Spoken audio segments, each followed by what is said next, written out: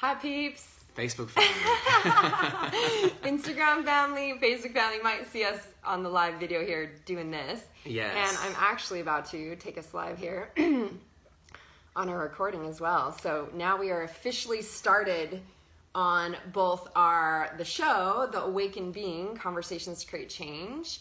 And we are also, for those of you that are listening audio-wise, we are also on Facebook Live as well as Instagram Live. We have every base covered right now. We just shared. And we're in the Temple of Wholeness. Oh, and we are in the Temple of Wholeness, which if you just caught some of Jared's stories that he just shot as I was walking them through the gorgeous grounds of the temple, it's really dope, amazing, beautiful. Since I've actually walked in, I've had this my nervous system is like elevating the whole time, and I'm just like, whoa. Right. So we had to ground just in that second, just so I could be present and here as I'm receiving the frequency upgrades.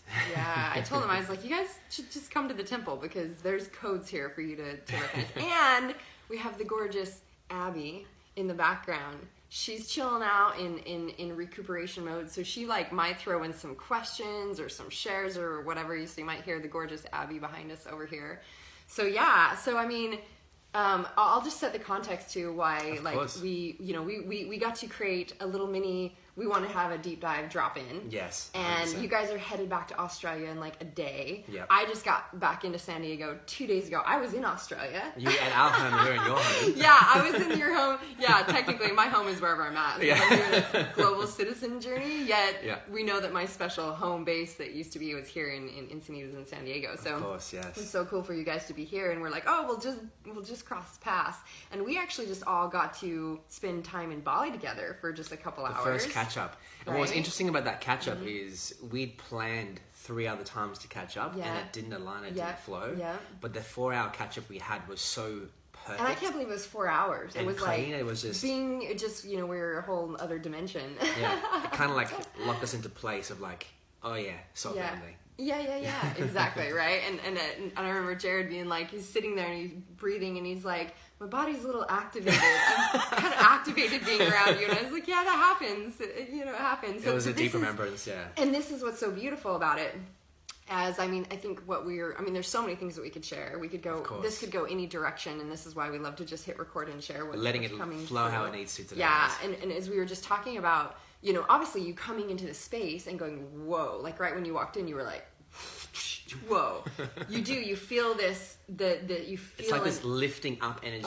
You feel this elevation of frequency. Exactly right. That you're like, whoa, what is that? And I noticed that I get asked a lot of times because one of the new language that's come through my system is me being, in my gene keys, I'm the future human. So it's I'm always, also this new language is coming through. People are like, what is she saying? I don't know what she's talking about. Yeah.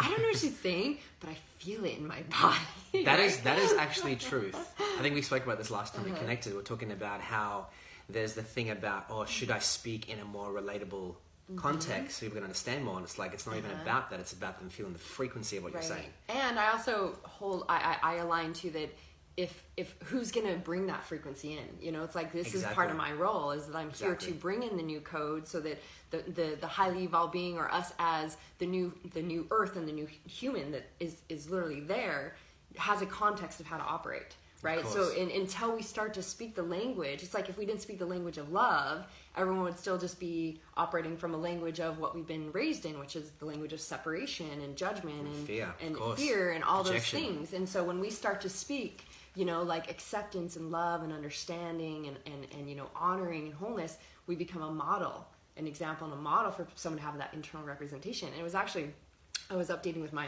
sweet mama last night because, I was in Australia. I had the 3 events that I chose in on. And I didn't, so I was in ceremony last night since I got here. It's breathwork ceremony. And I was like, I better update with my mom because I have my event next week and so many fun things. And I was, talking to her about my experience in Australia and how I was called to do these service events and then just what happened. And I was sharing with you and Abby just before about, what came through in this activation, these new codes that were coming through me, and I was channeling this activation. And my mom said, what exactly do you mean by codes? and I was like, and so what I shared with her, and we'll just bring some context to everyone, is that I'm like, it's like if you have a formula, but it's missing a little piece, right? Exactly. And so all of a sudden when someone gives you that piece of understanding or that piece of the formula or a recipe, all of a sudden you have the big picture and you go, oh. So same thing I want people to understand. And I actually said this when I tuned into the events. What I got from the highest divine source code was that it was like every single person there will receive the codes they require for their healing, for their remembrance, if they allow it. And so it's like, it's available. It's a matter of you choose to be willing to accept it. Yeah.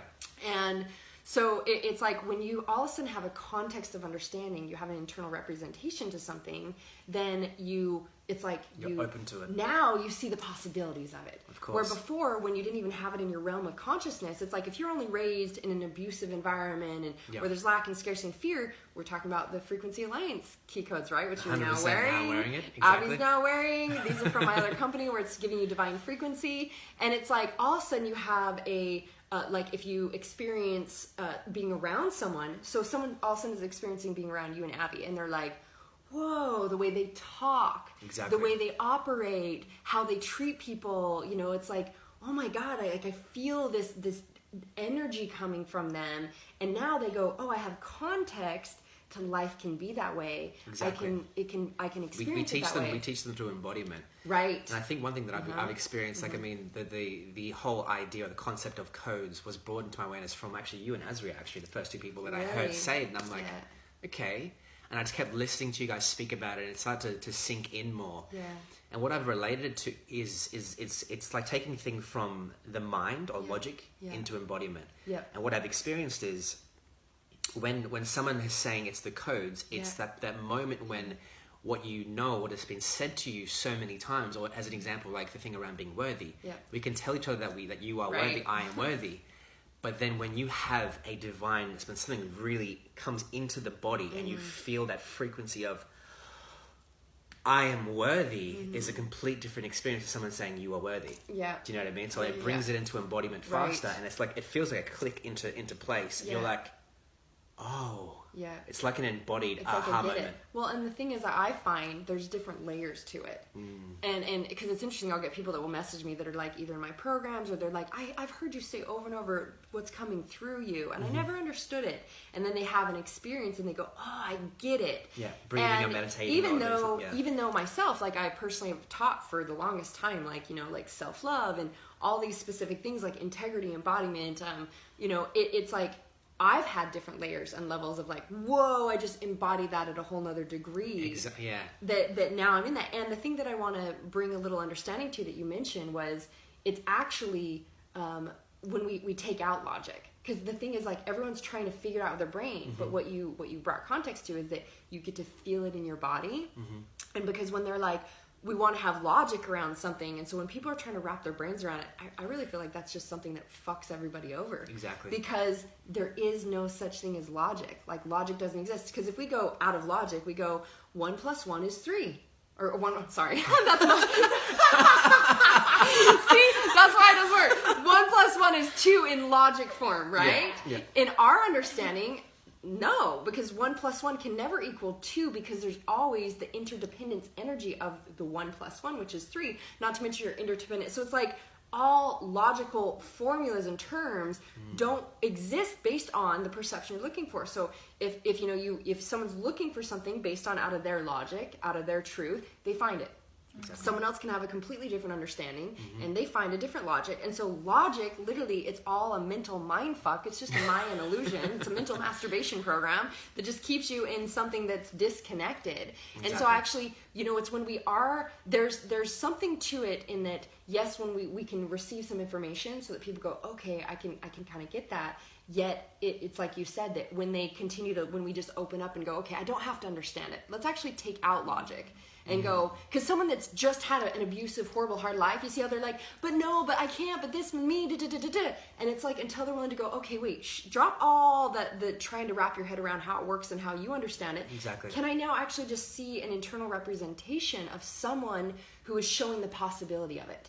And when the possibility exists of it, I can now see like a context, or I have an understanding that, oh, that can exist. So now I have, and as I embrace that, I receive the code that exists. And when you like being around someone else, you're like, whoa, I feel that frequency. I feel how you operate. So, you know, having this is why it's like we're all such beautiful divine gifts for each other. 100%. You know, being here with Amber, who also runs a temple, she is like the most sensual being. My sensuality codes went through the roof last time I was here, and then it's. I look forward to meeting her then. Right, it's like, and it's just because we're all so juicy in love, like we just, and the more that came through for me, the more I was like, every breath is juicy, like life is juicy, and I was like, whoa, someone can live in like that much juiciness of life. Yeah. And then I remember being with my friend in Australia, where she has this gift for making everything, like every meal was sacred, and she made it so beautiful and like such an experience. I was like, I couldn't go back to being like, let me just throw some food together. I was like, it's all like, oh, I have this code now where I just see this beauty. That's literally that's something that I intentionally do as well myself. It's like when you're making food, it's not just about it being healthy or nourishing for the vessel. It's about the intention and like breathing with the food and connecting to it the entire time. Right. You can shift the frequency, but something I want to come back to that you touched on, and I want to sort of add a little bit of a bridge to it as well.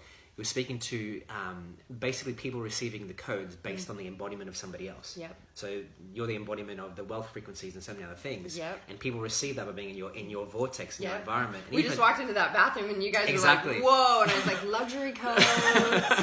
Exactly. And what's interesting about that as well is I know parts of your story. Yeah.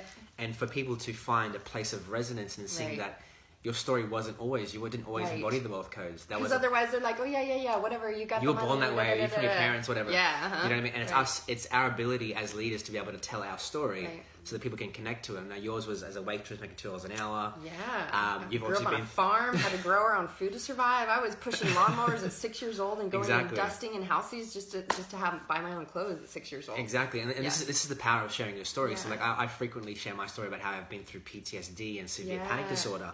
And now I'm experiencing the complete polar opposite of that. You're so zen as fuck. it took a lot of work, but people need the reference point to go, okay, if he was there 4 years ago and now he's there, that means that it's possible. Yeah.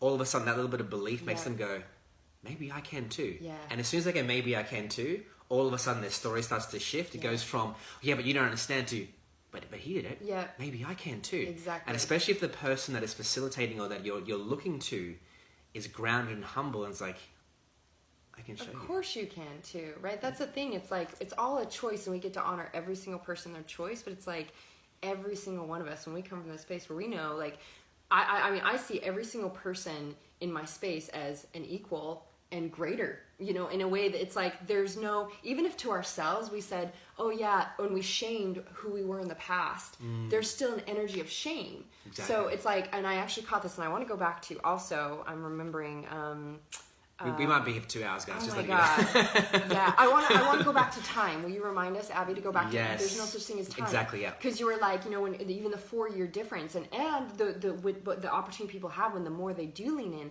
how fast that can shift. Mm-hmm. Yeah, what it brings up is... yes, of course. Yeah, now I know where you're at. Yeah, and what it brings up, though, is that...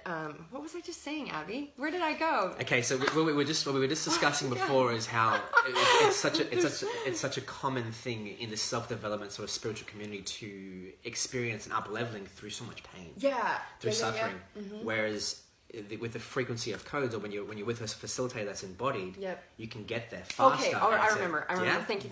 Cool. Okay, so noticing even when people judge or shame themselves for like, okay, I'm at this point now, and so what happens? We hit triggers, and their same old shit comes up, and people judge and shame that is like, I thought I dealt with this shit. I thought I healed this, and actually, your core wounds and the patterns, behaviors you created based around those core wounds will always. I'd always tell people, it's just the thing that makes you pay attention. You go, oh, all of a sudden you want to sabotage with food again. It's like, interesting. Like, I haven't done that for a really long time. And when you go, oh, interesting, like what else is it bringing up and allowing me to see within me gets to be healed. And I'll share a quick understanding around this is I remember side to side, so I remember when I had hi guys I remember when I had a beautiful recognition of, because we know we call in twin flames as our soul reflections of everything we get to heal and love. That's why if you're experiencing any type of twin flame relationship, it's like It's really intense. And then we align to soul companionship. Exactly. In our soulmates and in our divine besties and allies, where we're just like, we're all bliss and flow and peace and ease and grace. And I remember having this divine awakening for myself as to where I recognized that when I was having someone experience scarcity, and because I've built up wealth codes, right, and I've aligned to this place, that that there was almost like a, oh, I don't want to, there was a little bit of separation, almost like, of course, if a client is investing in me, I'm all in on like assisting and sharing them. And yet I noticed there was like this story or judgment around like, oh, that must mean they're not trusting themselves enough. It must mean they don't love themselves enough. Because I always share that like making money is as easy as breathing air. Money is as effortless as breathing. But just allowing yourself, giving her permission to believe that is the first step. Giving yourself permission to believe that. See, most people would go, what the fuck? Exactly, but that's the actual moment you get to go, what if I gave myself permission to believe that? Yeah. That's the inception of the idea, to open up the space to then be able to attract more And this money. is how we get to break it down to being a piece at a time to understand how it is. So I'll share this, how I realized that I was like, oh, no wonder I still feel resistance to this person, because they're not standing in full power of themselves or owning up in you know, their wealth. I was like, oh, so what within me still gets to be healed and loved around scarcity? And I recognized that I had a story that when I was in scarcity, or that scarcity meant that I must not trust myself and must not love myself enough. Because again, as I was saying, that if money is a reflection, as all things are a reflection, as you know, and I always say, money is as easy as breathing air. So it's a matter of how much value am I creating for the world, and how much do I love myself? Because we know there's a lot of people out there in the world that are creating they're like beautiful, valuable creators. Like they have such gifts, but they're in scarcity. They don't value themselves as well. Because there's not the understanding of like, I value my energy, my knowledge, my information, and I create that value exchange. And so then if I'm in that place where I honor myself to create that value exchange, then it's a matter of, well, how many people am I affecting? How much value am I creating? Look at the hearts going like nutty. We love you guys. I value myself so much. We love you. Yeah, how much value I now give to the world reflects how much abundance I'm receiving. So money's always just a reflection of how much value I'm giving to the world and how much I love myself. So with those associations, I noticed that I had this kind of feeling towards someone that was like in a relationship in my life, being like, oh, you know what, like I don't want to feel their scarcity, right? And I was like, interesting, the moment we create resistance or separation, we're in contraction energy. The moment I go into contraction energy, I block manifestation. Exactly. So I'm unwilling to receive even more abundance, more love, more joy, everything, if I have a resistance energy to something. So I was like, interesting, what's my story around scarcity? What do I get to heal and love? And I realized that I judged myself for back when I was in scarcity, that must have meant I wasn't at a point where I trusted myself, I loved myself completely. And I was like, well, that's interesting. Let me evaluate this story. And I was like, actually, was I actually in scarcity? Because even at the time when maybe there was less in my bank account, I was like, what, you know, so still fully supported, like always had food to eat, always had a roof over my head, always had, you know, friends in my life, my family that love me. So it's like, we can look around at whatever stage we're at and go, how is there abundance everywhere? You can walk outside and go, holy fuck, there's abundance everywhere. There's trees and plants, and the sun is coming up and down every day, and it never struggles to shine, and the birds aren't struggling to fly, and the grass grows every day. Nature shows us that creation happens effortlessly. Exactly. There's no separation to it. And so really I was like, where was that? So this is when I came to realize scarcity is a complete lie. Scarcity is just a story. I was never scarce at all. I always was fully supported. It didn't matter. So it's like my life, I was taken care of. It was everywhere. And the moment at any point we can go, all right, so I have this client right now in one of my best life tribes that she's like calling in so many $100,000 clients. And she was like, I'm calling in these people and I'm aligning to feeling worth. And I said, okay, so what you get to do is you just get to focus on moment by moment, feeling awesome. Feeling like looking outside and seeing how you're so fulfilled and you're so taken care of and you're so filled with joy and like love is everywhere and you're so blessed and like you're, you know, like you have food always available, you have a roof over your head, like, because when you come from a place of lack, I don't have this client. I'm calling in these clients. That is the gap of manifestation. We're doing it from an energy of lack, so we can never receive. When we do it from a place, like when people ask me, well, how did you get $1 million clients? I'm like, I just was fulfilled in my life. Yeah. I felt completely worthy. I didn't need the $1 million client. I wasn't calling in the $1 million client for me to feel fulfilled. Well, you dive really deep into the actual emotion before it was present, and you allow yourself to experience it without any limitation. Right. As if you experienced $1 million right now, every single moment. And that's then attracts it to you. And so most people are like, well, how can I get an internal representation then? I'm fucked, right? because if you, again, this is why we're talking about, if they came from a place of scarcity and all they've ever experienced is scarcity, they have no internal representation to what it feels like to have enough, or what it feels like to be loved or not abused or any of these things, right? And so it's like, it always has to start with giving it to yourself, because you can't come from outside. So even from yourself, when you can go, okay, wait, wow, look at like how my body works for me.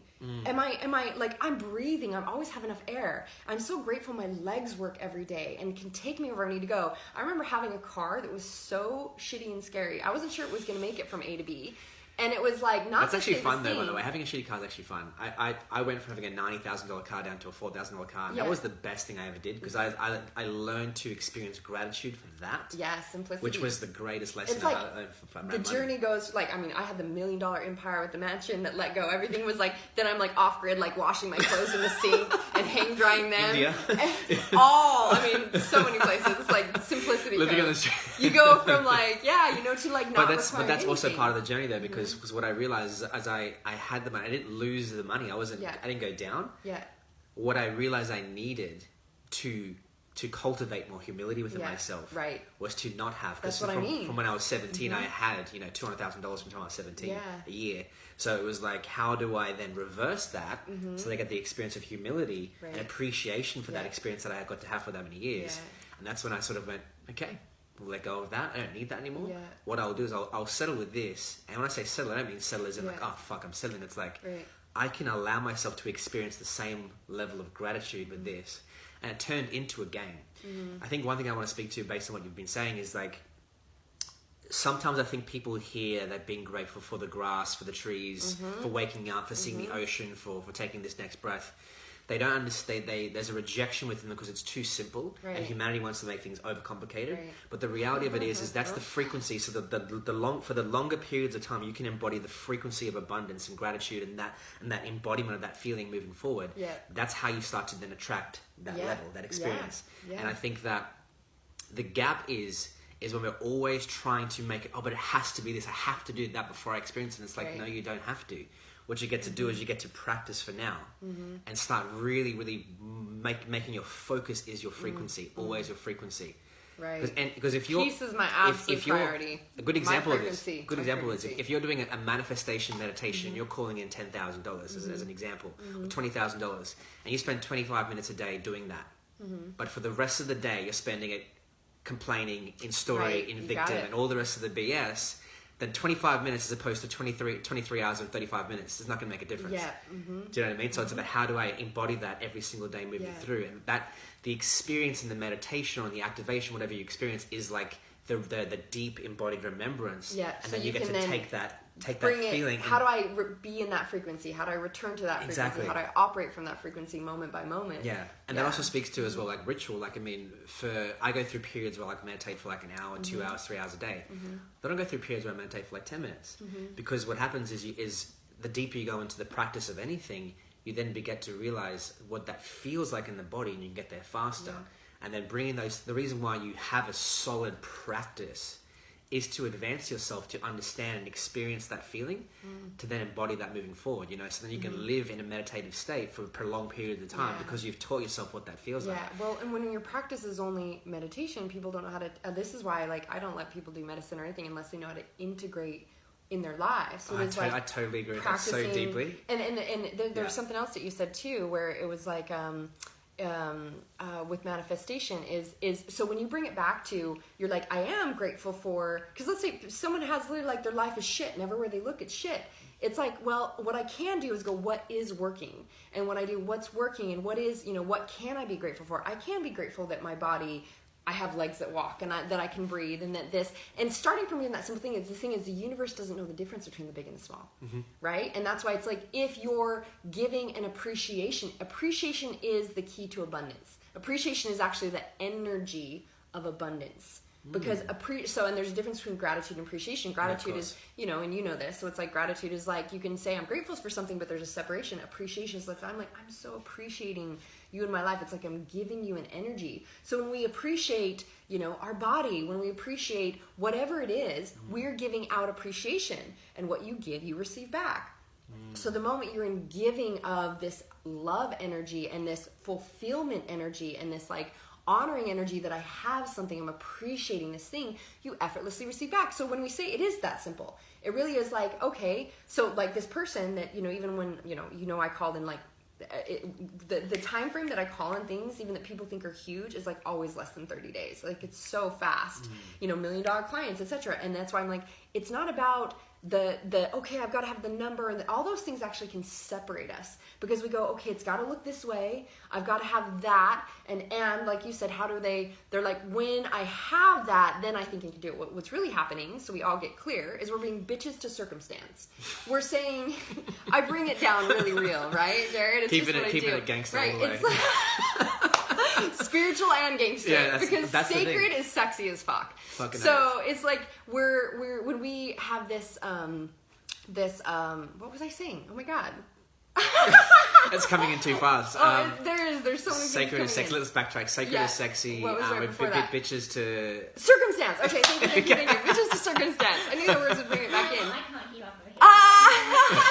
Abby's like, you guys are just channeling super fast. So it's like, you touched on something. You said they think I have to have this in my experience for me to then know what it feels like. And this is why I was bringing it back to people going, well, if I've never experienced that, am I just screwed? How do I make that gap and that next step? Because the thing is, how society has taught us to create is be, do, have. Or opposite. I'm sorry. Have, do, be. Right? Right, yes. So it's like, when I have the circumstance, when I call in that client that's paying me $100,000, or when I have, this in my life, when I have love in my life, then, or when I shed the weight, whatever it is, all things apply. Then I'll do that thing. Then I can go travel. Then I can spend more time with my family. Then I can start my business. Then I can Then I can go to the beach. And then I'll finally be worthy. Then I'll have happiness. Then I'll have joy. Then I'll have love, etc. Yeah. And that is not how manifestation works. Vibration matches vibration. So everything in your reality is an energetic vibrational match. That is it. That is fucking it. Energy never lies. Results don't lie. So whatever you have in your life is what you're unconsciously committed to. That is what you're vibrationally matching. Now you sound like me. Right. We always sound like we got all sorts of stuff that we share. So it's like, if when we realize then that if I go, well, I have to wait for the circumstance, you're never going to get it. The circumstance will never show up based on the vibration that you're not being. So you get to shift it to, I get to be this vibration now.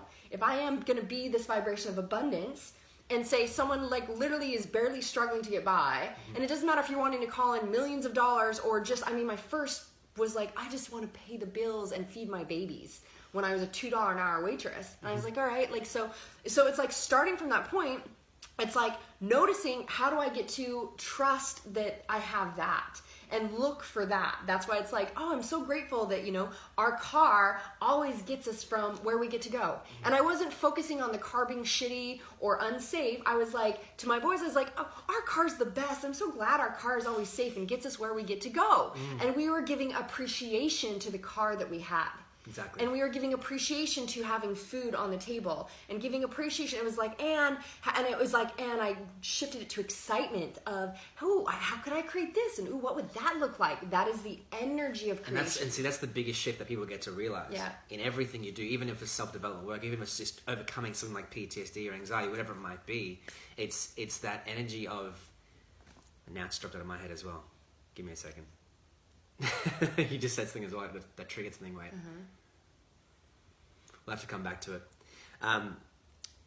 Yeah, no, it's completely. There's so many things coming through. We're tracking. We're aliens. Because you're triggering things within me that are happening so fast, and I'm just like catching it and going, oh shit, and then it's like it's moving too quickly. Yeah. There's so many things because we can go so many directions. I was telling him how last night I was in ceremony. I literally was speaking 3 different alien languages. Yeah. And it was funny because I was talking to my friend who she's just as alien as fuck as I am. And we were talking about being in Australia and my event and how I was like, there's like one part, some guy there was like, oh yeah, I saw Marci speak, and I was just like deer in headlights. And I'm like, yeah, I experienced that. I one part of me is tracking, like I'm like, all this stuff is channeling through, and I'm like, da da da da da. The next part of me is like tracking all their guides and all the energy movement, everything happening in the system. Third part is tracking my human self, and it's like, you know, seeing what's happening. And then there's always this internal representation of seeing the crowd and how they're all just like deer in headlights. So it's like we're tracking so many things, and we actually hold so many things in the field. So you're like, I say 5 things, and you've got, oh, this, and then it's just beautiful. It's all intertwined. It's all perfect, and it's always what it needs to be, and that's why we Right. get to always celebrate. Like, I mean, because one thing that someone can do is when they've forgotten something, they can get all really fed up about it, or like really annoyed at themselves. But the reality of it is everything that's always said is perfect. Yeah. You know, so no matter how you show up, even if you're on stage and you Right. trip over, it's actually perfect because you may have made them laugh, which they may have needed that experience for them to loosen up. Yeah. And then that also opens a space for you to just be really real. You Because want to go into that? there's a level of, well, yeah, of course. There's a level of ownership that I believe is sexy as well. Yeah. Because it's not about being perfect. What I've realized, like my old identity was so unapologetic expression of Yeah. who you really are is the sexiest fuck thing because ever. my old identity, and it's still something I'm working through, is Mr. Perfect. Always saying Yes. the right thing at the right time, having the right advice. And what I love about the more I dive into the experience of this business and coaching, whatever else we do, is you can never say the right thing at the right time. That doesn't exist. It's about just holding that space and just being open and letting whatever needs to come in. Same with workshops, everything that you facilitate.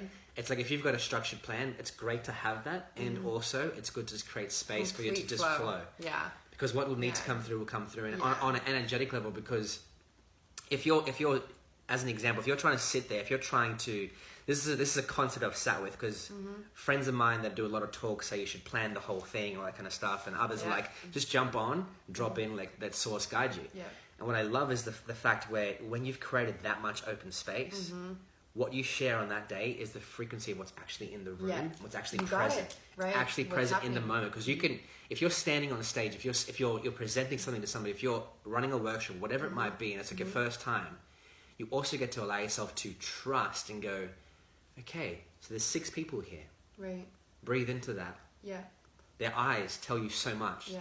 The energy of the room tells you so much, and being able to be and surrender to that experience, I find gives you so much richness. And like for me, I would say I've self-taught myself to channel, and that's through jumping on Facebook Lives without a plan. Right. Like legitimately, like I haven't done any like official channeling And training. all these capabilities came through you because you allowed that. Yeah, and by no means I'm not a professional channel or anything, but what I'm saying is that is the ability to continue to cultivate the trust within yourself that you'll have what you need when you show up. Right. Even if that means you're jumping on, you're talking, and for 30 seconds you're blank and you're like, we've done it 3 times today. Yeah. And full self-ownership over it. That's the thing, you know? And I love that you brought this in because this is actually a level of worthiness codes. Exactly. This is how you bring it to, you know, and I could share some stories where it's like, through my own experience of that, where it's like, and even what I did in Australia. I mean, I show up each time and I'm like, I have no agenda, no attachments, no expectations. I'm just here, and I know because how creation happens is moment by moment. And so when our human self is trying to plan ahead, and it's not to say that anybody can't plan ahead, and there's different stages to this, but when our human self wants to plan it, it's our scared little self that wants to control it. I'm afraid I'm not going to know what to do. I'm afraid of what people are going to think. I'm afraid I'm going to be rejected. I'm afraid I'm going to fail. Coming from that energy, we're like, okay, so I got to figure this out with my brain again, which is the mental context of logic, which is such a tiny part of how we operate. 100%. Instead of all of our multidimensional capabilities being able to come online. So I'll share and remind me, Abby. Abby's in charge of what we get to go back to. Creation happening moment by moment, okay? So when I started speaking on stage, I remember like as I got called to realizing that a part of it was like I got to just be an open vessel. And I mean, I'll drop back actually first into it being that it's okay to show up however you're showing up. So I remember one of the first times, I've shared this story before, but it's such a good one, where I was a nutrition, fitness, mindset expert on ABC4 TV, and we were doing this show, and they came to see me at the gym, and we were doing like back exercises. And the anchor person, right, was like, we're here with Marci and we're bringing sexy back. And the moment she said sexy back, what happened in my brain was like, I'm bringing sexy back. And I instantly did it on live TV. I was like, I'm bringing sexy back. And she was like she was shocked and didn't know what to do. And my brain went, did I just fucking do that on national television? And then it was like, yep, I did, because I was practicing like loving myself wholly. I was practicing going, however I show up is perfect. And so I was like, yep, I did. If I'm not going to love and accept me as being all of me, who else is? Because again, when it comes back to, it starts with us. Yeah. I can't create an environment where I feel whole and accepted by others until I am accepting and whole of myself. So there was that, like, there's those moments where we just go, that's right. what is the law or the principle here that I'm embodying, which is I love and accept myself however I show up. And so it's like, and then I think that's honestly why I took off to be more of a success, is because people realized I was not hiding anything. It was like the more I embodied transparency. And I think the reason that even as that showed up, that time frame, is there was a time that I really got called to. I was like, okay, I just get to go up on stage and be a vessel, because I realized creation happens moment by moment, and that I could never plan out what's best for the crowd. I literally get to be there, and like I could have some drop in, some visions being like, oh yeah, I feel like this is, going to show up, but we'll just see. And so I think I want to add to that as well. What I find is really, really effective is having a really great intention. Yeah, you can have an intention. Have a really great intention. Yet you're not attached to it. Exactly. There's no expectation. And letting it be what it needs to be. And letting things be in flow. You have a low battery, and we might get to grab a cord. Actually, Abby, I have one plugged in right there that you can pop in. And one thing I want to share as well, because what you're speaking to again is permission. Yeah. So by you being on national television to potentially millions of people, and just owning that, and even the TV presenter or the anchor's just like, what the fuck is she doing? It's like, and let's just get into back exercises. There's that moment where there's going to be a lot of the people that watch it go, what a legend, and that like gives them permission in that moment. And what I want to speak to is just last night we had a workshop. And it was at a person's house, place that we're staying at the moment in San Diego. And the person I want to speak about is actually the person that owns the house that organized the workshop. And I won't go into too much detail, but she had a very powerful cathartic release in the breath session. Like, it was huge. It was like really, really heavy energetically, and all kinds of noises and screams and cries and laughs, and like the plethora of the human emotions came out. And what happened is, we sat there, and everyone was sort of sitting there. They're just like, wow. None of them had done breathwork before ever. Yeah. And they're just sitting there, just like, what just happened to us? I'm like, welcome home. Right. And what life force energy just entered your body. And what happened is she then came up the front. I said, does anyone want to share? She stands up. She gets up the front. There's a little altar in her little TV room. Yeah.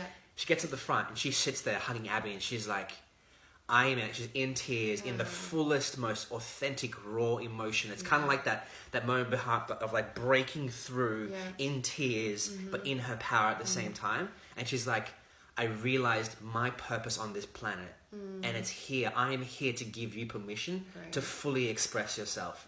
And the intensity she said with, and the vibration she was holding while she said it, everyone, including me, in tears. The whole room in tears. Wow. And she's like, I am here. My purpose is to give you permission I'm not here to protect you. I'm here to give you permission to be your authentic self. Yeah. We don't need to be protected from our emotions. We get to be authentic in ourselves. Right. And that's also your purpose as well. Yeah. You're here to give your brothers and sisters permission. She said all of that, and I'm just like, yo, do you want to facilitate next time? I'm like, but that's the power of doing practice. And that fast though too. You know, that's the thing though, when we become present, where we allow. See, the thing is, whenever we're guarding or blocking, like I said, we're trying to control things. Control is controlling us. Exactly. So whenever there's resistance there, and one of the experiences that really allowed me to embody that is as I recognize, okay, you know what? It's a you have to give yourself permission to step into that space that feels scary. You thought it was scary based on all of our stories, right? And I remember going, okay, I'm going to be an open vessel when I go on stage. And so I was like, I'd walk on stage, and usually as I'm getting on, like I start to drop in some downloads, and it's just like guided moment by moment, and all of a sudden it just goes where it's meant to go. But I'd seen and experienced that from that, it was always way beyond what I could have ever created if I tried to control it, or I tried to have a structure, or had my human brain doing it, right? Exactly. And yet it also opened up like these things to come through me. And one of the greatest experiences experiences I remember having was, there was this time, and I think it was like the first time I was speaking to this huge crowd. It was like 500 plus people, and really big from what I had done. And I'm walking up on stage, and like nothing is coming through, like nothing. And I'm like I'm just like, okay. And I get up on stage, and I was just like, felt really soft. Where normally I start channeling, I'm like, do, do, do, do, do, do. And it was like, I just felt really soft, and it was just like, sit down. That's all I heard. And I was like, can I have a chair? And they're like, okay, we'll get her a chair. And like I sit down, and the crowd's like, and I'm like, nothing is coming through. And for me, that was a huge level of permission to just be with whatever was there, like even the uncomfortableness. And so I say it's about getting comfortable in the discomfort, because we've labeled things and put meaning on things and stories on things. So we're like, oh, it's got to look like this, and so then it feels uncomfortable if it's not. Well, what if those stories didn't exist, and we're actually comfortable with all things? We're free to be fully all things. There is actually there's infinite possibilities to all things. And from the place of what we thought there was nothingness is where infinity exists. Like it's like womb consciousness. From the darkness, all things, that from the nothingness, infinity exists. And so I'm sitting there, and I'm just like, I'm sitting there, and nothing is coming through. And I just felt this like, okay, I'm just going to be with this. And I'm like, the crowd's like getting a little anxious. Like I'm just sitting there on stage, not saying a word. But see, as I'm tuning into that, right, that can be perceived so many ways, and their minds would be telling them so many things and bringing forth judgment of this is what was beautiful. But I'm just thinking about, if I was in that situation, I was in that experience, how I could stand, how you could literally, I'll let you finish the story in a second, but I just want to speak to what's there, is this standing up after 5 minutes of silence, when they've got this expectation for you to come on and say, I'm Marci Lockin, and play some crazy music and all the rest of the routine. Right. But that then creates space for something different. Yeah. A different experience, which is what humanity needs more than anything. The amount of people that come to workshops or to speaking gigs that I've seen so many, but you bring forth a different experience that opens their mind up. Yeah. Because then what happens if 20 minutes later you're dropping just one divine nugget that is so potent that shifts them completely? Yeah. Do you know what I mean? All of a sudden they've walked away, and their perception has now changed of how things are supposed to be when someone does a 90-minute keynote speech or whatever it is. Well, do you know what I mean? So it's created the space for that. Yeah, and this is the thing though. It's what I want to bring attention to is, are you willing to give yourself permission to walk through that place of discomfort? Because what everything you're looking for is going to be the reflection of what you've been afraid of, or what you believed. And so it's like, as I'm sitting there, I'm noticing the crowd is getting anxious, and they're like, is she going to talk? They're starting to be like, oh, poor girl. Like I'm just sitting there, and then suddenly it's like I hear, tell them who you are. And I was like, can I tell you guys who I am? And of course they're like, yeah, like, will you please talk?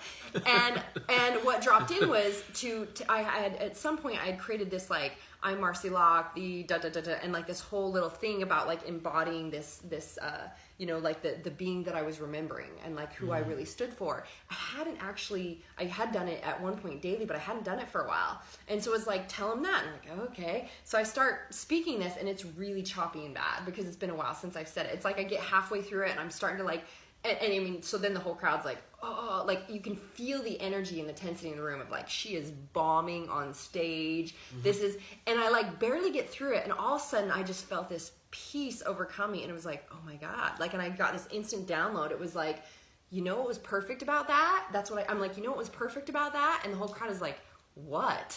Like, and I was like, it was perfectly imperfect.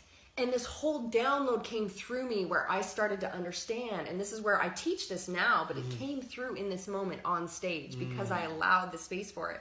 Where it came through, where it's like, you know how we say that it's not about perfection, it's about progression. I call bullshit. It's actually, you're perfect in every fucking moment. There is no story other than your perfection in this moment. So in this moment, if I'm bombing on stage, I'm doing it perfectly. If I'm a bitch mom, I'm doing it perfectly. If I'm triggered, I'm doing it perfectly. If I'm in my shit, I'm doing it perfectly. Like all of it, because we're human.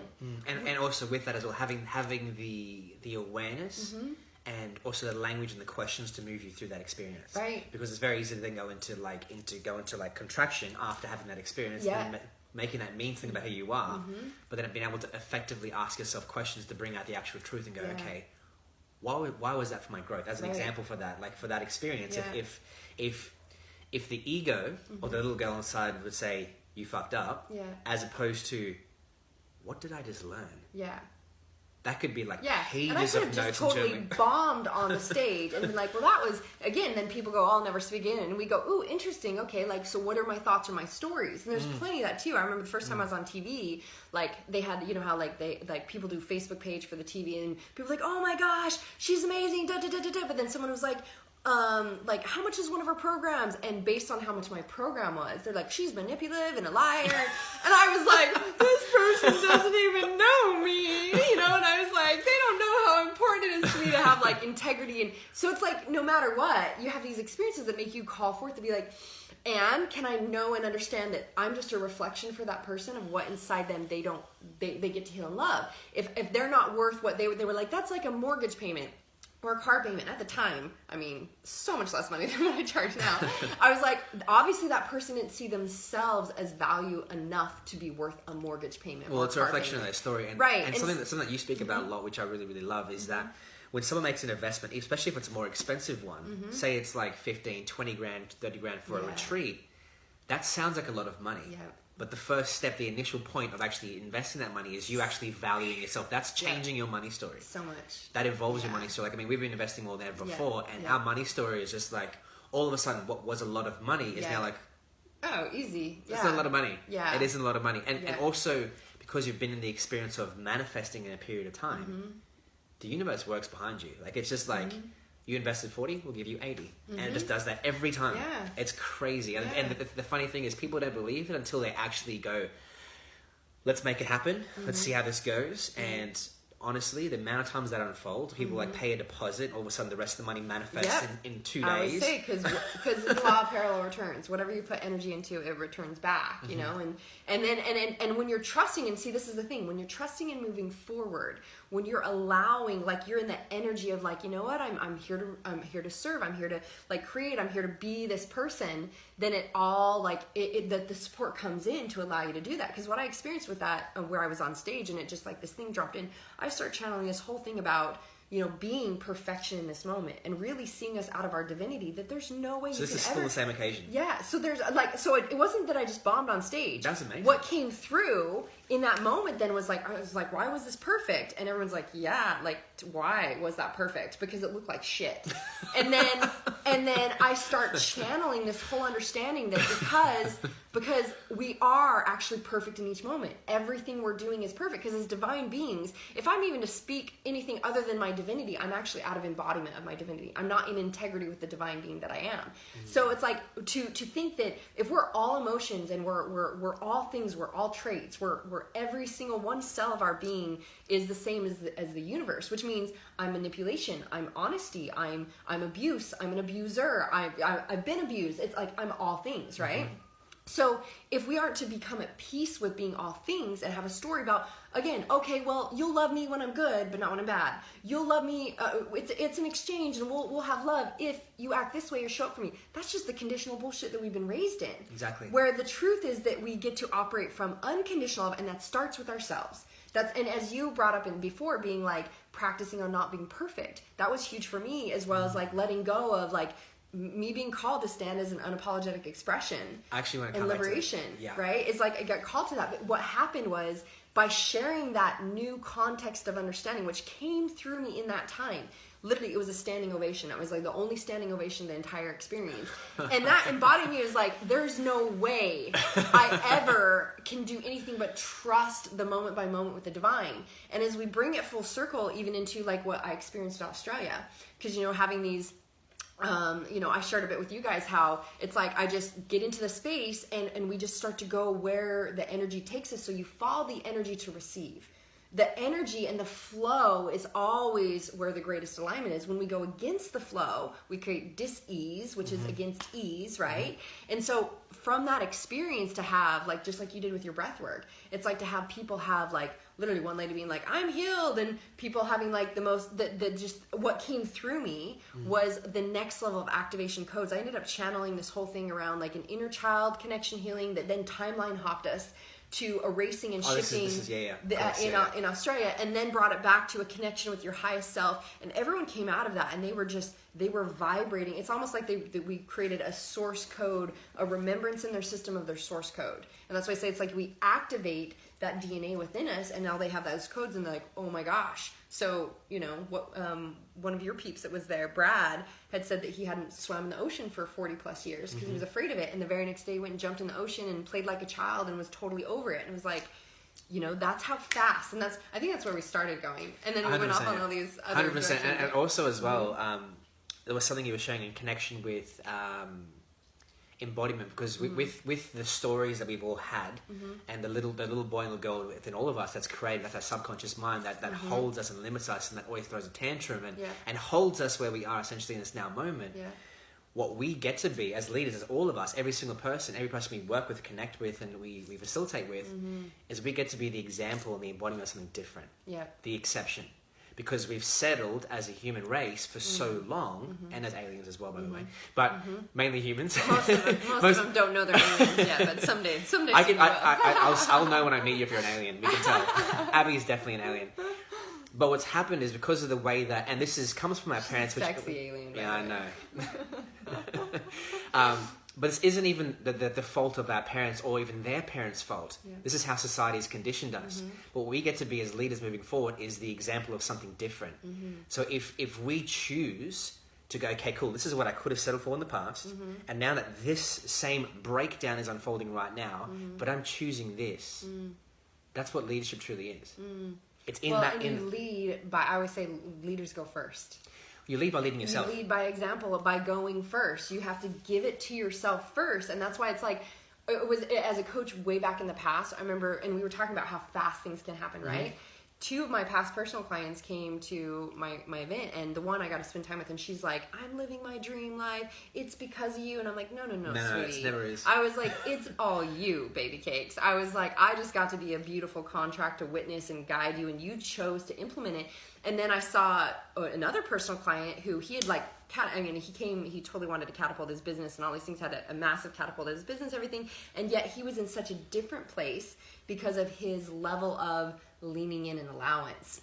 And so it's like it truly becomes, I recognized as a coach years ago that if people didn't get these, you know, intense, amazing results, and I'd have people that would get massive, intense, amazing results. Everyone got results, but it was like, why the different variation? And I was like, I can't save anyone. I dropped the story that it was up to me to save anyone. And that's the heaviest story that we carry as coaches. It's like it's your responsibility to save them. Yeah, or that like you failed, and it's like, no, if you, and this is what, from the get-go, when we operate in full authenticity and integrity, I tell people from the get-go, like, I'm not here to save you. It's all up to you. Like, everything here is dependent on how much you lean in and you choose and you implement and integrate what you're doing. I'm just here as a guide of what has worked for me, and I share these tools with you, but you get to integrate it. And so until we're all willing to take radical responsibility for ourselves, of like everything in our world is a reflection of what's happening for us. So even to think like, oh, I'm going to get a coach and they're going to get me there. That's the answer. Bullshit, right? It's not the answer. Yeah. It's not. It's if, and this is why I'm very picky about who gets into my space and who I work with, because it was like, if you're not, working with people at a high level, we could see it as, it's interesting because having like my first $1 million client, he had a $5 million ROI within 5 weeks.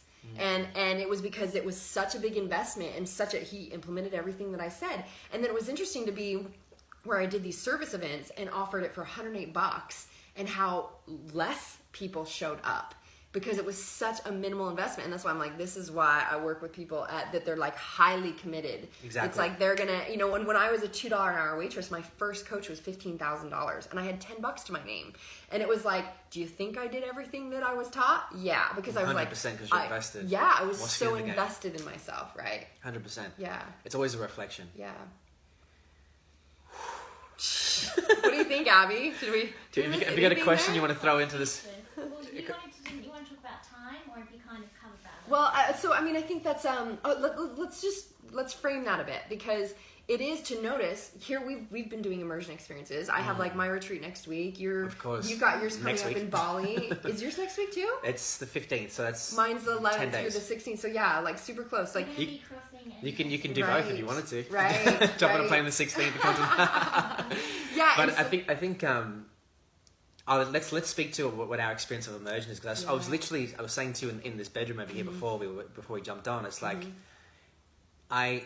I'm not feeling like I want to be coached right now. I'm feeling like I want an immersion experience. I've been coached so much and had those containers of accountability so often that I think for me, like what I'm wanting is like immersion experiences. And a good example of that is like if I want to do like another certification, breath work, or sound healing, whatever it is, I'm kind of not interested in doing a 12-month course. Yeah.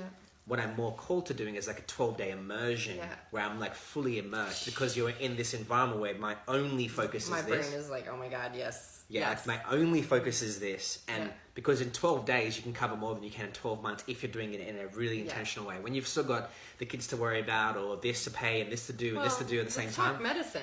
I mean, most people... Medicine, sacred, sacred sacrament. The only way that I have ever done it, and I've taken my peeps. I take my peeps all over the world, and I've done DNA activation in Europe. I've done cellular cleansing and portal working. I've done ayahuasca deep in the jungles. I've done, the pathways to India. Here, obviously, next week we have 6 full-on days of doing deep dive medicine work. And so it's like, I have never experienced where people will just go do a day or a mini experience. I feel like that's like one little pee-pee touch. You just got tickled. Just like that. And I was waiting for you to get it. I just gave it a little tickle, one little pee-pee touch, right? But that's the full all-in there. Yes. But that's the thing though. Like the experience of embodiment you're going to have afterwards is directly correlated to the level to which you had deep dive. Yeah. See, so for me, when I've taken my peeps, we do literally 5-6 ceremonies over a week's time, and it's like you come out of there and you've done 20 plus years of clearing work on how we do it on the typical surface self-empowerment way of like, let's process this and see this. It's like, and again, all that is mental, all that is logical. It's not even like the base of your system, which is all emotional body, it's feeling center, it's the cells. Your cells are vibrating 500% stronger than a thought in your brain. So when you sit and like think the thought, but then you look at all the evidence how you do that, okay, well let me like choose a different thought, like it's all like compared to deeply embodying, clearing your cells and then deeply embodying in the core of your being this internal representation of source code remembrance. Because as you cleanse those lines, and also there's no separation between you and the cosmos and your highest self and your oversoul and all those things, it's like, whoa, now I know what home base feels like. Now 100%. I know what that feels like. And now, so then I go into my life and I go, ooh, this doesn't feel good. How do I move through that emotionally to integrate back to this? 100%. And I create that. I think there's a synergy as well. I think there's, to a degree, like accountability is a really effective thing, and having a coach to support you through things. I think that it goes through phases, because what I found was for me was having the bridge of having someone to hold space for me, to get me to the place where I built more trust and understood more about spiritual language and all the things. And I started to dance with the ideas of what is plant medicine, why would I do it? And you're speaking with someone that's done multiple ceremonies or as a shaman or whatever it may be, and that then becomes your bridge to what you may experience, and that opens you up. It also gives you the language to be able to then, when you go to the retreat, you have all of the little tools you can use as you're coming out of it. And this is why it's good when you do teach the tools at the retreat as well. But if you have been supported by a coach, and I mean it's all of it. It's all of it, yeah. And it's perfect. I think it all gets to be there, because I mean I don't take people to the jungles or let them come to my retreats unless they're in my programs and they know how to integrate. That's exactly what we've done. Because Actually, it would be against what I know is true, because otherwise you just go cleanse a bunch of shit and you go back into your life and you recreate the same shit. So I do believe there's space for all of it, but what we're talking about is like when someone chooses to go more fully in, like lean into themselves, invest in themselves, there is no such fucking thing as time. It can be like that. Like someone's like, oh my gosh, I'm healed and I'm experiencing life at such a different degree because they were now ready for that place where they got to go all in at a greater degree. But I do believe that, I mean, if you just send someone to a deep immersion, but they don't have the support of the tools integrated or the accountability, and it's like why we both have tribes. We both have communities and tribes where they're being supported with moving through the stuff that comes up, because otherwise, 99% of people actually fail at getting less than 3% achieve their goals. 99% never even get what they want. It's like 98% stop after 2 to 3 tries because their environment because their environment Of course. is, again, so that's why I say if there's no internal representation, so no matter where you're at, it's like, how can you start to immerse yourself in an environment of something different? Whether you're watching Abby and Jared every day and you're like, oh, okay, I'm going to practice that tool. Oh, I'm going to start to surround myself with those kind of people. And how do you immerse yourself in a different environment? And where I go, that we went even in the last experience in Australia, was your unconscious environment. Because it's not just the people you hang out with and what you're, like you said, I'll meditate for 30 minutes a day, but 23 hours a day, you're speaking shit to yourself and you're looking at it. That's the not, internal environment that you're speaking to. Your unconscious internal environment, every moment, is what's anchoring in your past traumas, your beliefs, the story of who you believe you to be. Then you become addicted to the chemicals in your system of suffering, sacrifice, settle. So then the moment you actually experience someone being something else, you're like, oh, this doesn't, and we unconsciously, because we're unconsciously committed, sabotage that. 100%. Yeah. Every time. Yeah. Subconscious work is such a powerful thing to do, and I think that what's been really, really effective is bringing, I mean, obviously shadow work, and like doing retreats and doing plant medicine is like the deepest way you can do shadow work. It's like, okay, let's look at everything right now. Let's go deep into that and really, really go in there with a beautiful intention. Yeah. And I think that's the whole point. You know, shadow work, it sounds like a scary thing, but it's basically just looking at what's in the subconscious When that mind. video ended, does that matter? I guess that only goes so long. Maybe it's only an hour. There you go. These guys are still here. Yeah, you're still here. We're still here. Has it been an hour? What time is it? 1 o'clock? Oh, wow. we knew we could just go for a really long time. We did say it might be 2 hours. Yeah. Okay, we'll wrap it up in 10. Yes. 10? It's Sounds good? good, yeah. Okay, perfect. So shadow work. I mean, shadow work is like being such a massive foundation, making peace with the things that have been present in my past and even past lives. Yeah. And what's interesting about that, coming back to the conversation around time, it's like everything exists in the same, in the right now. So like all the journeys that I've had in, say, timeline therapy, past life regression, breath work, whatever it might be, plant medicine, where I'm seeing myself as an Egyptian prince and I'm seeing my wife get murdered in front of me, which is one of my really, really intense, which is the story that was linked to me experiencing depression in this lifetime, was unprocessed sadness in that old timeline. But it still exists in this timeline. I can tap into it. I can feel it. Well, they're all actually happening right now. Exactly. And I can actually meditate and tune into that. If we really want to go there. Yeah. It actually exists now. Yeah. And that's the reason why we have access to it now, like in the subconscious mind. Like you can go through a process with Marci, with myself, with any facilitator, and you can access that in this now moment. This is why we can do timeline hopping and shift your reality right now if you're willing to actually embrace those codes and choose it from the moment that we create that shift in your timeline. Yeah, I mean, there's such multi-dimensional gifts that we have. We might do a Facebook series. Oh my God. Yeah, but there really is, and that's the beauty of it, is there is no such thing as time. I mean, I remember when they did they wanted to do a documentary of my life, because they were like, you went from a $2 an hour waitress, single mom, to a multi-millionaire coaching people at $1 million level in 6 years. And I was like, oh yeah, I didn't really think about that. I just, for me, it was like my experience of growth and expansion. And yet it just, even going from like me having that experience in the jungle that said, this is what I now get to serve. Like as I got called to serve people at that level, it was only about them serving at that level of investment. Because what I was called to was serving leaders in the world, that it would take that level of investment in themselves for them to step up and move through their shit. To be called to that level of what's moving, because that's such a high level of investment. It was like, all right, like it wasn't I want to have $1 million clients. It was not a mental thing. It was a being called forth thing. That's why it was not I need $1 million client. It was like, all right. So then it was like I got to align to that, and it was like, okay, this is what I'm being called to do. How do I call myself to that level of worthiness too, to be like, okay, I'm worthy to receive this, and I'm worthy because I know what's going to happen. So it's when that's why I say there really is no such thing as time. 100%. It doesn't exist at all. Well, this is you can choose your healing right now. This is legitimately the truth, because the reality of it is what's said commonly. I know you've been in the work for a long time. I'm not speaking to you in this moment, but what commonly happens is people are in the work for a long time, for 20 or 30 years, and that then builds an identity around being in the work for so long. But they've also had the same shitty story for 20 to 30 years. Yeah, same shitty story for 20 to 30 years. Yeah. And that's why you'll get people that come in that have been in the work for 2 years, and they're in a deeper place of embodiment, Yeah. and they're more potent, powerful leaders, Yeah. because the fact that time doesn't exist. It doesn't actually matter how long Yeah. you've been in the work. Yeah.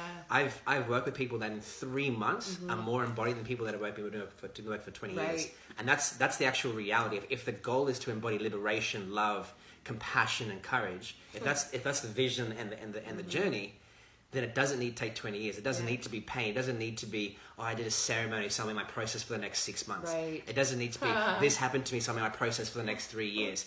It doesn't need to be that, because the reality of it is one thing for me is I've been always telling myself a different story. Yeah. In everything that I've done, I just tell myself a different story. And it's amazing, because people are always going to tell you what you should believe. But then if you continue to repeat a different story, your experience is going to be completely different. Because that And story you is have going to buy into their story of suffering. That's Well, why now- some people can do it really quick. you get to meet it with love. I mean, our business Yeah. is a great example of that. Yeah. Like we've quantum leap, and we're just like, Yeah. we've been operating for 10 months, and we're like, Yeah. look where we are. Right. Do you know what I mean? And that's the reality, and what that comes down to, it goes back to the original thought of it's just full trust. Yeah. The only reason we're able to create what we've created in the 10, 11 months that it's been for Limitless Love and Leadership is the level of trust we're putting in. We're letting divine work through us. We haven't got a strategy or a plan. We've never written a business plan, even once. We put down paper, we brain dump things, and we like, okay, we organize, okay, cool, that looks cool You there, have an cool. intention of where you want to go and what you want to serve, and yet you're just led and guided We through use the direction elements of the it. masculine energy that's really Yes, effective. right. Focus, intention, and presence. And just Yeah. being like, okay, this is what we want to create. And we focus and we hone in on that one thing. And it's okay, cool. That's the masculine energy. It's not the, we got to plan 6 months ahead. And we got to make this happen and then this. And then by this date, it's like, that's just BS. Yeah. That doesn't, in the frequency of the planet today, that doesn't actually work. Yeah.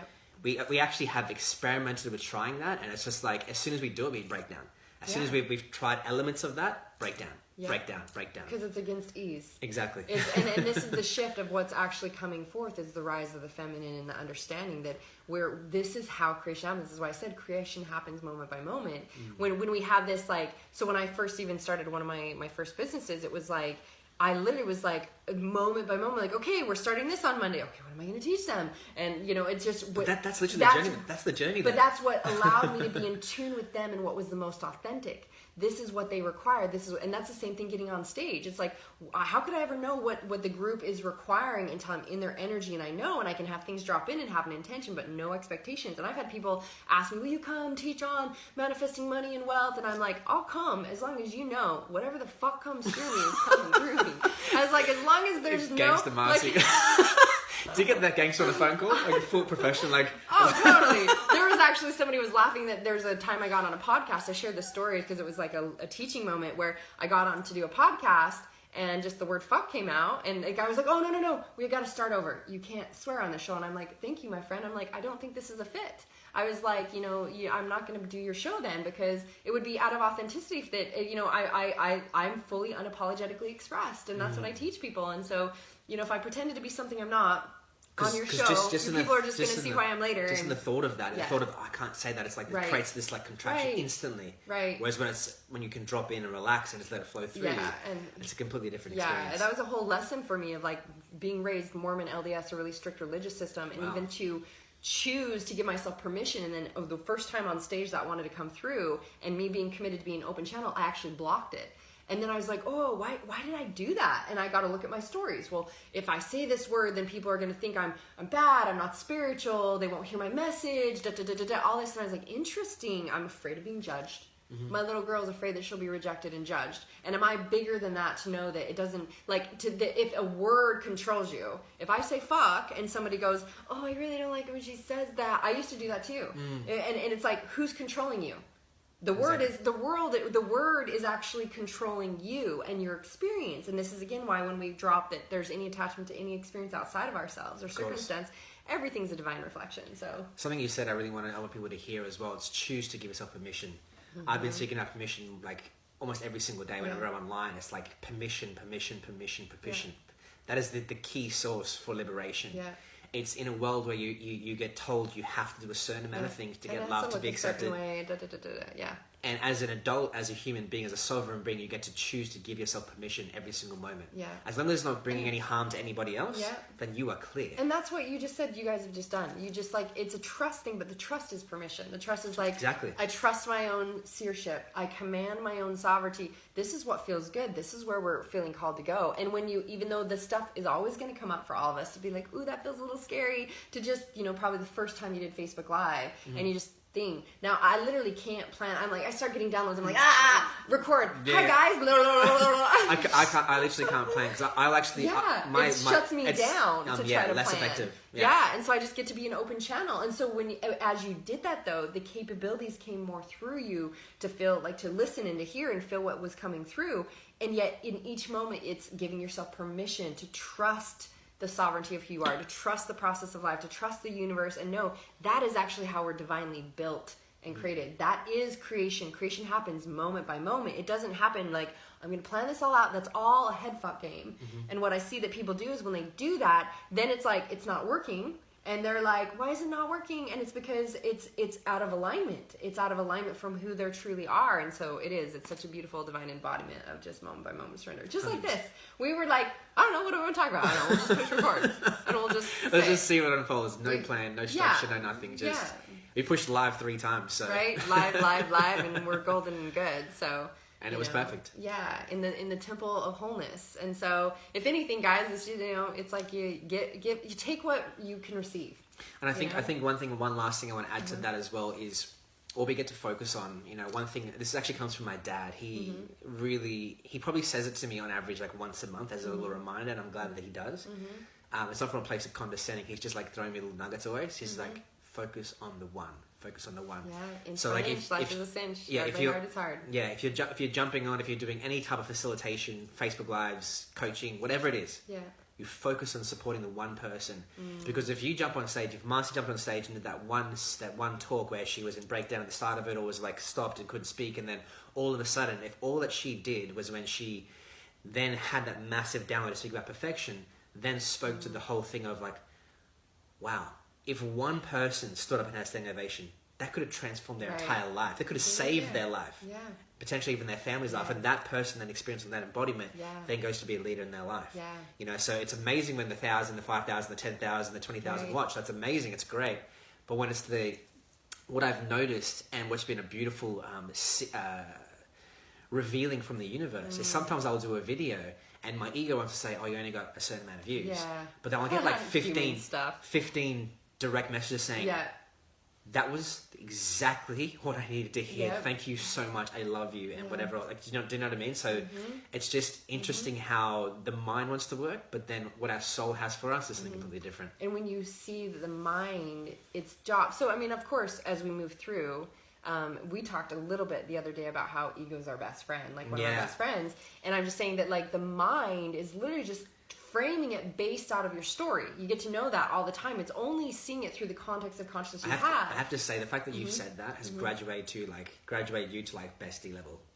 Ego's your best friend because everyone's always like, "Gotta kick your ego. What's the worst thing?" And I'm like, any energy. That's laugh with my ego. Yeah, I laugh with my ego. Yeah. So my point being that it's like when we have this like obviously the fighting resistance with the ego. I swear I was going somewhere with that. Now I just lost it.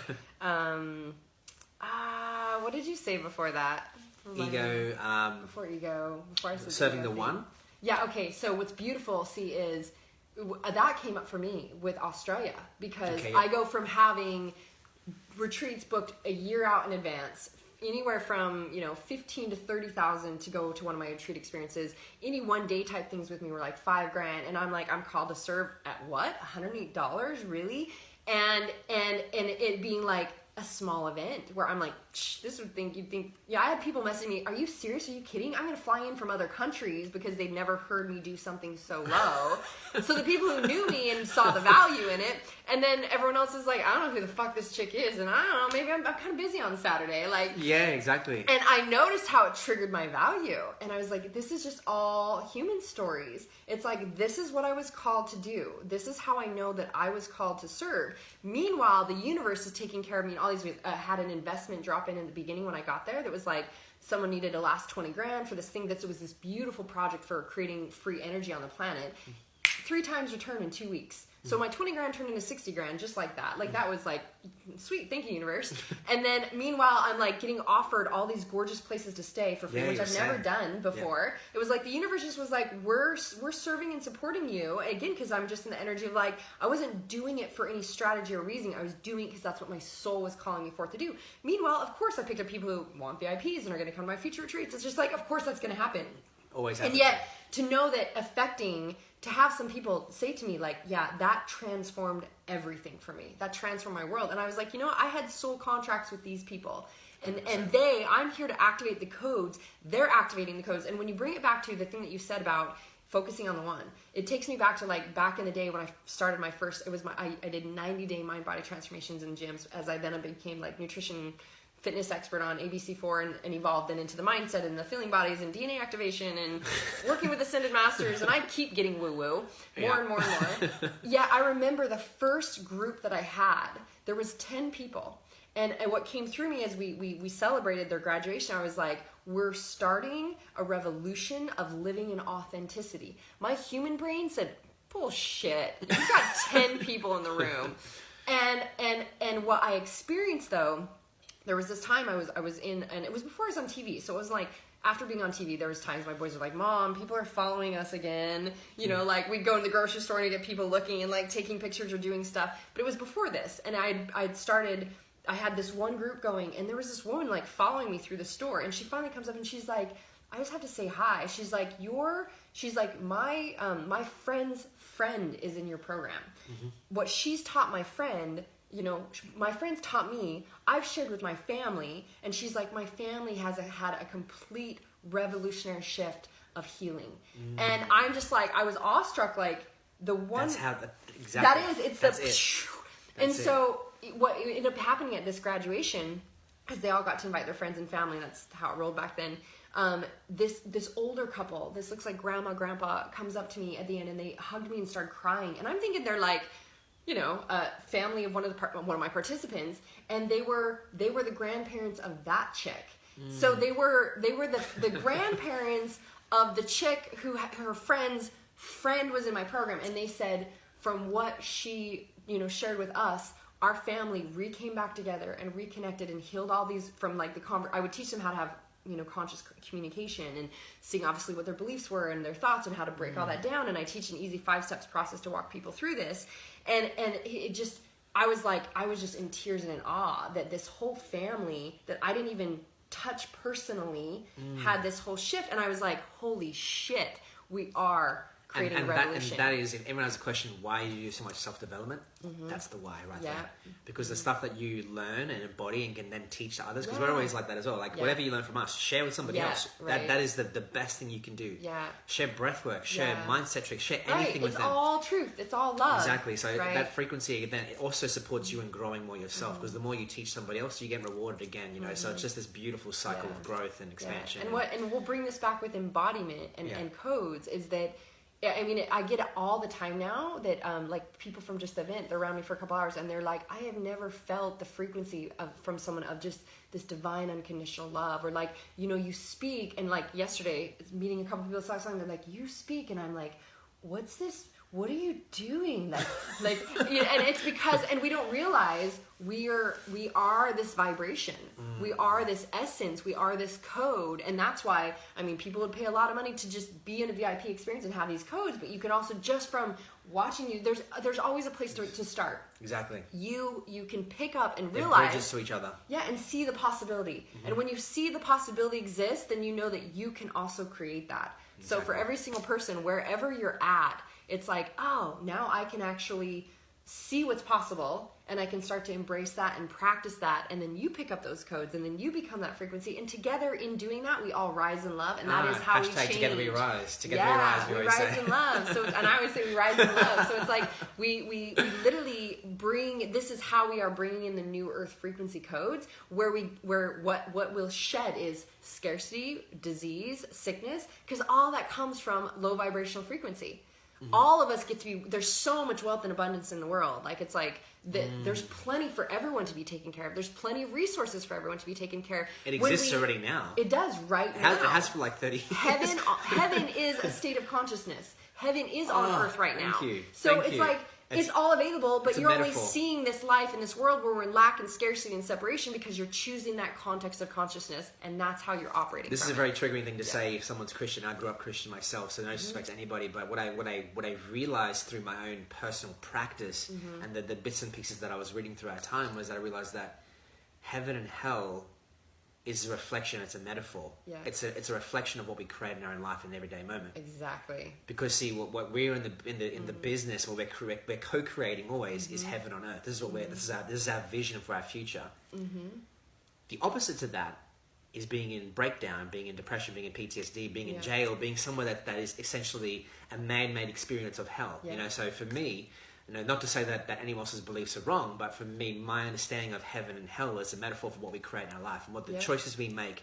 Every single choice creates your experience of life. Yeah. You know, so if for every time someone said that, everyone actually took that one thing, that your choices create your experience. Yeah. The You're choice, the source of your own experience. Is what every I would say. single thing that you are experiencing, you've chosen either consciously or unconsciously, or your divine self chose that before you even came down to this planet. Yeah, we can go way back to go, oh, that's why it was all created for you. Which would be a whole nother one. We'll save it because we can go another 2 hours deeper, but Right. I think we'll leave it at that. Yeah, awesome. Well, we love you guys. Glad Thank we you so hit much for tuning in, record. everybody. We love Have you so much. Fun. We'll talk soon. Bye.